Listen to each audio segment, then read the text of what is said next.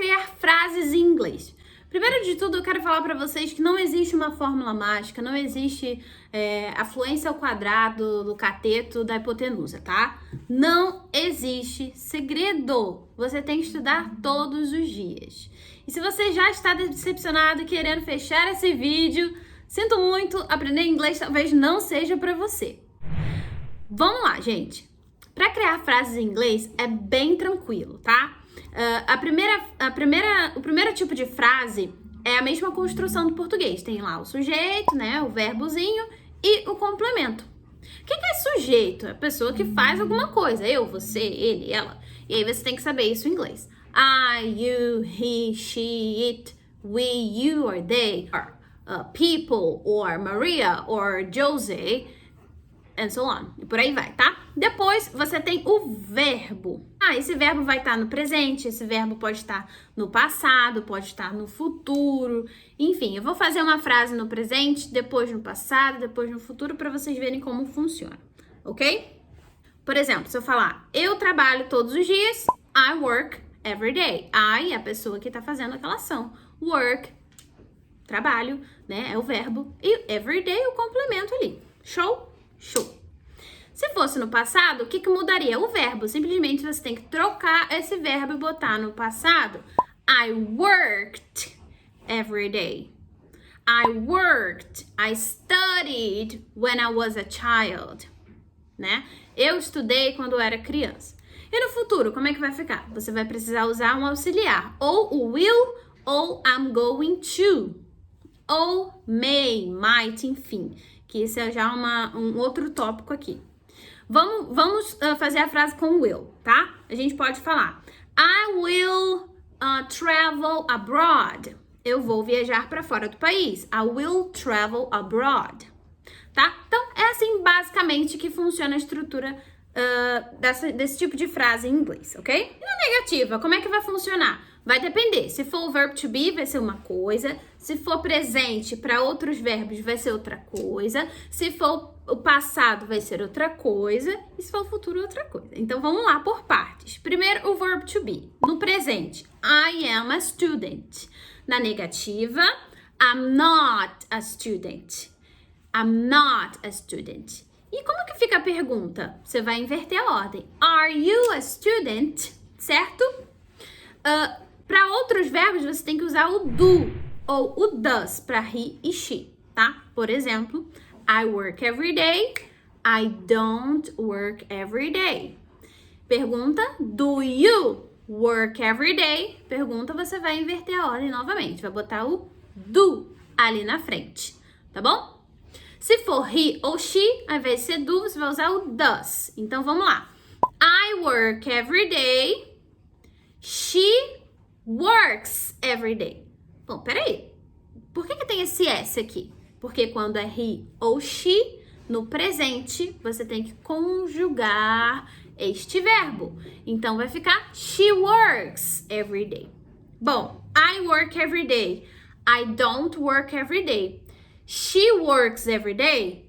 She doesn't work every day. Sem o S, porque agora a gente tem o does. Does she work every day? E é assim que vai funcionar perguntas no presente. Como que funciona no passado? É só você usar did para todo mundo, exceto o verbo to be, que vai continuar sendo da mesma maneira, tá? Então, com o verbo to be, você vai usar ou o was para I, he ou she, ou it, e were para you, we or they. For example, she was a good student. Ela era uma boa aluna. She wasn't a good student. Pergunta, was she a good student? Agora, se fosse they were friends. Eles eram amigos. They were friends. They were not friends. Were they friends? Verb to be vai ser sempre assim, tá? Com os outros verbos, não importa se é he ou se é she, a gente vai usar did ao invés de do ou does, tá? Então, vai usar did para todo mundo. Lembra que eu falei I worked every day no passado. Negative, I didn't work, o verbo volta ao normal. Did you work every day? Ok? Para o futuro, você vai fazer a mesma ideia, a mesma lógica, só que usando o will. I will travel abroad. I will not, que contraindo vira won't. I won't travel abroad. Question: will you travel abroad? O segundo tópico que você tem que saber para formar frases é que a gente tem duas opções. Ou é uma pergunta aberta, por exemplo, what do you like to do? O que você gosta de fazer? Porque é uma pergunta aberta, porque você pode ter várias opções, né? I like to go to the cinema, I like to play the guitar, e por aí vai. Ou uma pergunta de sim ou não, que tira esse what, né? Por exemplo, do you like to watch TV? As únicas possibilidades são sim, né? Eu gosto, yes I do, ou no I don't. Não, não gosto. E isso vai servir para os outros tempos também. Did you go outside? Yes I did. No I didn't. Agora, se eu botar where na frente, vira uma pergunta aberta. Where did you go? Onde você foi? Aí tem várias possibilidades. I went, no verbo no passado. I went to the supermarket. I went to the beach. E por aí vai, ok? A terceira coisa que você precisa saber é que no inglês a gente não consegue começar uma frase com uma preposição. Como assim? Pera lá. Por exemplo, se eu estiver perguntando pra você, com quem você mora? No inglês você não pode falar with who do you live. Você tem que botar essa preposição lá pro final da frase. Ou seja, who do you live with?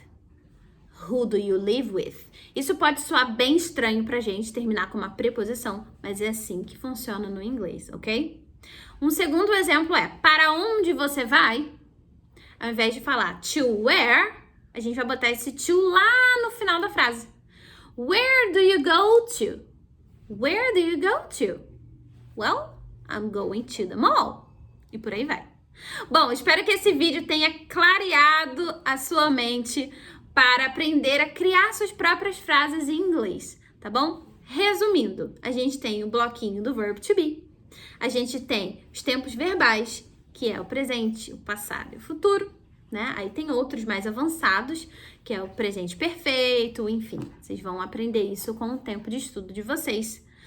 E também essa questão de pergunta aberta, pergunta fechada e a posição da preposição em uma pergunta, tá bom? Bons estudos para vocês. Qualquer coisa pode me chamar que eu te ajudo por aqui, hein? See you next time. Take care. Bye bye.